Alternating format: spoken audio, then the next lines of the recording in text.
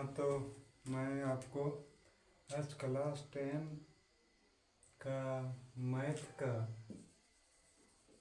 एक यूनिट है AP arithmetical progression, यानी इसको हिंदी में समांतर श्रेणी कहते हैं। सबसे पहले समांतर श्रेणी क्या होता है समझिए। कुछ मैं उदाहरण दिया, जैसे देखिए 1 2 3 4 5 6 7 इस तरह।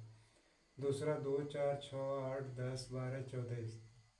तीसरा 3 5 6 8 9 10 13। अब इसको देखिए कि हर एक के बीच में 1 से 2 2 से 3 3 से 4 4 से 5 5 से 6 6 से 7 के बीच में कितना का अंतर है? 1 1 का। तो इसका अंतर समान है, ठीक है।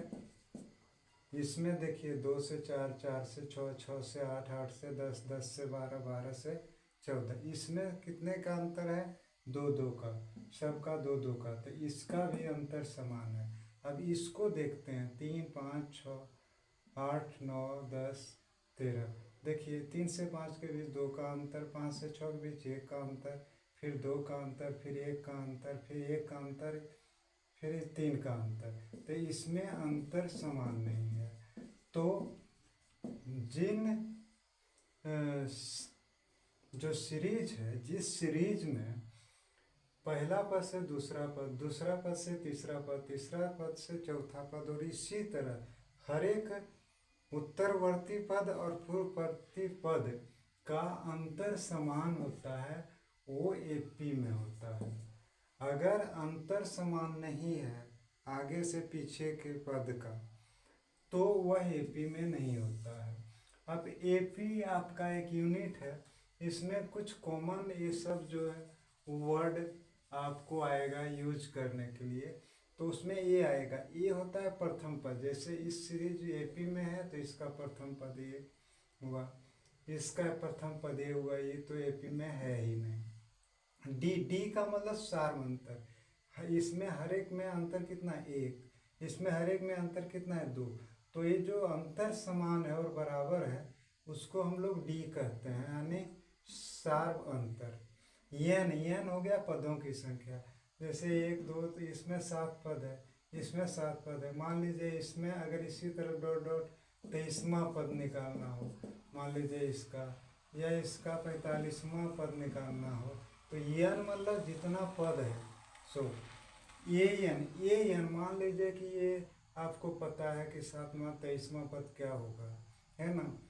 तो 23वां पद मान लीजिए आपको 23 होगा। इस तरह का और हो तो मान लो इसका 67वां पद क्या होगा, तो एन हो गया। एन मतलब एनवां पद, दूसरा पद, तीसरा पद, 100वां पद, 50वां पद।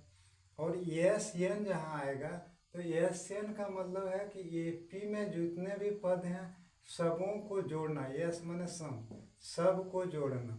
और यल आता है कभी कभी, तो यल हो गया कि इस सीरीज का अंतिम पद। यल मतलब लास्ट, अंतिम पद। अब इसमें कुछ महत्वपूर्ण सूत्र है, इस सूत्र को यदि आप समझ लेते हैं तो आपका एपी जो यूनिट है वो क्लियर हो जाएगा। पहला क्या है कि अगर एनवां पद निकालना है, मान लीजिए इस सीरीज का हमको 103वां पद निकालना है, तो एनवां पद निकालने के लिए ए एन बराबर क्या होगा? A plus n minus 1 into d. Short में बता देते हैं, अगर 23वां पद है तो यहाँ 22D होगा, अगर 50वां पद है तो 49D होगा, 100वां पद है तो 99D होगा। एस एन क्या बताए थे? पदों का योग। तो इसका सूत्र है n/2 2a plus n minus 1 into d. A से परिचित हैं आप, एन से परिचित हैं, डी से। मान रख लीजिएगा तो आपको एस एन निकल जाएगा। यल जो होता है, सॉरी, यल जो होता है वह यहाँ मैंने गलती लिख दिया था, सुधार देते हैं। यल जो होता है वो अंतिम पद, यानी 50वां पद, 30वां पद। तो यल और ए एन बराबर होता है, तो इसका भी वही सूत्र होता है, a plus n minus 1 into d. अब एस एन फिर कहेंगे आप क्यों लिखें, तो कभी कभी प्रथम पद दिया रहेगा और अंतिम पद दिया रहेगा, तो ऐसी स्थिति में आप ये सूत्र निकाल बैठाएंगे तब बनेगा। देखिए दोनों सूत्र को अगर आप करेंगे तो दोनों इक्वल है, ठीक है ना। इसमें एल बराबर ए प्लस एन माइनस वन ली, अरे इसको जोड़ दीजिएगा तो यही आएगा। और मान लीजिए ए एन माइनस ए के दो, यहाँ देखिए दो ए पी सीरीज है, इसका सर्वांतर अलग है, इसका सर्वांतर अलग है।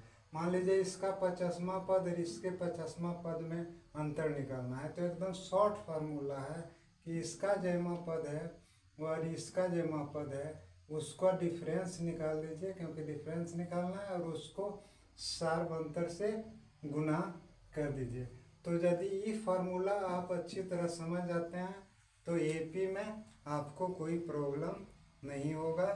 हम आगे मैथ का जो कुछ भी फार्मूला है हम बहुत जल्द से जल्द पेश करेंगे, और आपको फिर मैथ के डिफ़िकल्ट प्रश्न को हम सॉल्व करके बताएंगे।